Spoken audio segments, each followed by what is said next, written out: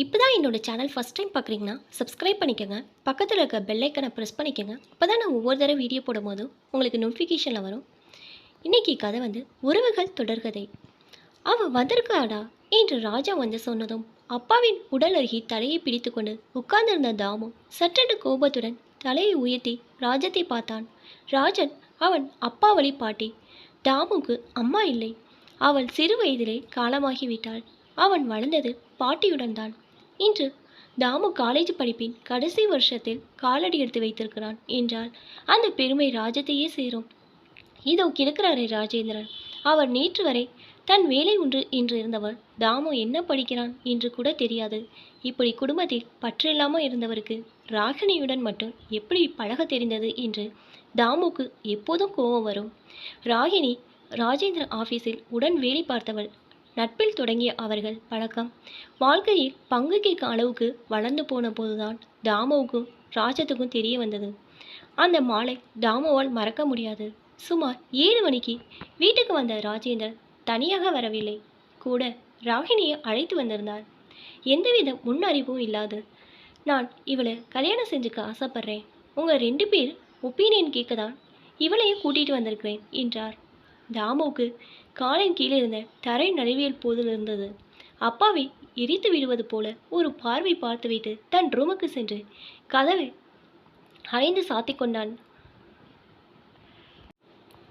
ராஜா ஒன்று பேசாமல் உள்ளே சென்று விட்டாள். சிறிது நேரம் அப்படியே நின்றிருந்த ராகினி மௌனமாக திரும்பி போனாள். அன்று போனவள் இன்றுதான் வந்திருக்கிறாள். அதுக்கப்புறம் ராஜேந்திரன் அவளை பற்றியோ திருமணம் பற்றியோ எதுவும் பேசவில்லை. ஆனால் அவர்களுக்குள் தொடர்பு இருந்தது என்று இவர்கள் காதில் அரசல் புரசலாக விழுந்தது. இப்படி சென்ற இவர்கள் வாழ்வில் மீண்டும் ஒரு புயல் வீசியது போன வாரம். ராஜேந்திரன் வீட்டுக்கு வரும் வழியில் அவர் வண்டி மீது ஒரு கார் மோதி தலையில் படுகாயமடைந்தார். தீவிர சிகிச்சை அளித்தும் பயனில்லாமல் நேற்று மாலை காலமானார். இந்த சந்தர்ப்பத்தில்தான் ராகினி மீண்டும் அவர்கள் வீடு தேடி வந்திருக்கிறாள். இப்படி சிந்தனையில் மூழ்கியிருந்த தாமு கதவருகில் நிழலாடியது கண்டு சுய நினைவுக்கு வந்தான். பார்த்தால் ராகினி. அன்றைக்கு பார்த்த அதே ராகினி. சற்று தலைமுடி நரைத்திருந்தது, அவ்வளோதான் வித்தியாசம். அவள் கையில் ஒரு பெரிய மாலை, தோளில் இருந்த ஹேண்ட்பேக்கை கீழே வைத்துவிட்டு அப்பா உடல் மீது மாலையை போட்டாள். அவர் கால்களை தொட்டு வணங்கினாள். பின்னர் ராஜத்திடம் வந்து அவர் கைகளை பற்றி கொண்டாள். உடனே ராஜா, இங்கே பாருமா, வந்தா மாலை போட்ட இப்போ வந்த வழியா போயிடுமா, எல்லா உறவும் வர நேரம் என்றார். இதை கேட்டு ராகினி கண்களில் கண்ணீர். அம்மா, ஒரு உதவி கேட்டு வந்திருக்கேன் என்றாள். இன்னும் என்ன உதவி?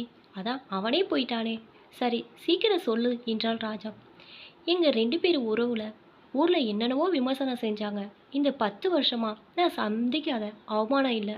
அது கூட என்னைக்காவது இந்த ராகினி கழுத்தில் இவர் கையால் தாலி ஏறுறங்கிற ஆசை தான். ஆனால் நிறைவேறாத ஆசையாகவே போயிடுச்சு. ஆனால் அதை கூட நான் பொறுத்துப்பேன். இப்போ நான் கேட்குற உதவியை செஞ்சீங்கன்னா அதுவே போதும்.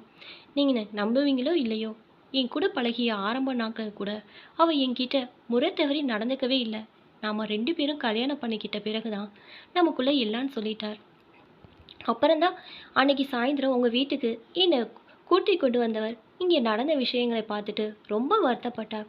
நிஜத்தை சொல்லி தானே கேட்டேன்னு ரொம்ப வருத்தப்பட்டார். அதுக்கப்புறம் நேற்று வரல அவர் விரல் கூட என் மேலே பட்டதில்லை. நான் அவருக்கு ஒரு நல்ல தோழியாக மட்டுமே தன் எண்ணங்கள், பயங்கள், கனவுகள் பகிர்ந்து கொள்ள ஒரு தோழியாக மட்டும்தான் நடத்தினார். என்னைக்கு என் மகன் சரின்னு சொல்கிறானோ அன்னைக்கு தான் ராஜேந்திரன் மனைவின்னு எப்பவும் சொல்லுவார். அது இந்த ராகினிக்கு வாக்கியத்தில் இல்லை. இப்போ அவரே போயிட்டார். இந்த ராகினியின் கனவு எல்லாம் எடுத்துக்கிட்டு போயிட்டார். இனிமே இந்த ஊரில் இருக்க வேணான்னு முடிவு செஞ்சுட்டேன். எங்கள் ஊருக்கு பக்கம் போயிடலான்னு ஒரு முடிவு. அதுக்கு முன்னால் இந்த கவரை உங்ககிட்ட கொடுத்துட்டு போகலான் தான் வந்தேன் என்று சொல்லி தன் ஹேண்ட்பேக்லேருந்து ஒரு கவரை எடுத்து தாமு கையில் கொடுத்தாள். தாமு அதை பிரித்து பார்த்தான். உள்ளே ஒரு செக், 30 லட்சம் ரூபாய்க்கு. வியப்புடன் அவளை பார்த்தான். இது உங்கள் அப்பா பணம் இல்லை, என்னோட சேமிப்பு, அப்புறம் நகைகள் விற்ற பணம். எனக்கு இனிமேல் உபயோகம் இல்லை. எங்கள் ஊரில் எனக்கு வீடு இருக்குது, கொஞ்சம் நிலம் இருக்குது. என் மிச்ச காலம் ஓடிடும். இது உனக்கு, உன் எதிர்காலத்துக்கு.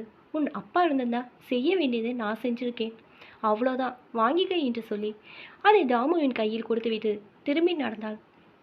ஒரு கணம் யோசித்த தாமு, கொஞ்சம் நில்லுங்க, இதை நான் வாங்கிக்கணும்னா 2 கண்டிஷன் என்றான். என்ன என்பது போல ராகினி திரும்பி பார்த்தாள். அப்பா இருந்திருந்தா செய்ய வேண்டியதை நான் செஞ்சுருக்கேன்னு சொன்னீங்க. அவர் இல்லாத குறைய போக்குறதும் உங்கள் கடமை தானே. அதனால் முதல் கண்டிஷன், நீங்கள் எங்கேயும் போகாமல் எங்களோடயே இருக்கணும். ஏன் அப்பாவுக்கு மனைவியாக இனிமேல் நீங்கள் வாழ முடியாதா? ஆனால் இந்த வீட்டுக்கு மருமகளாக வாழ முடியும், வாழணும். தாமுவின் வார்த்தைகளை கேட்ட ராகினிக்கு ராஜன் இருவரும் திகைத்தார்கள். பின்னர் இருவர் முகத்திலும் ஆனந்த கண்ணீர். அழுது கொண்டே, ரெண்டாவது கண்டிஷன் என்ன என்று கேட்டாள் ராகினி. உங்களை அம்மானு கூப்பிட எனக்கு பர்மிஷன் தரணும் என்றாள் தாமு. இதை கேட்ட ராகினிக்கு கண்ணீர் தார தாரையாக கொட்டியது. சரி என்று தலையசைத்தாள்.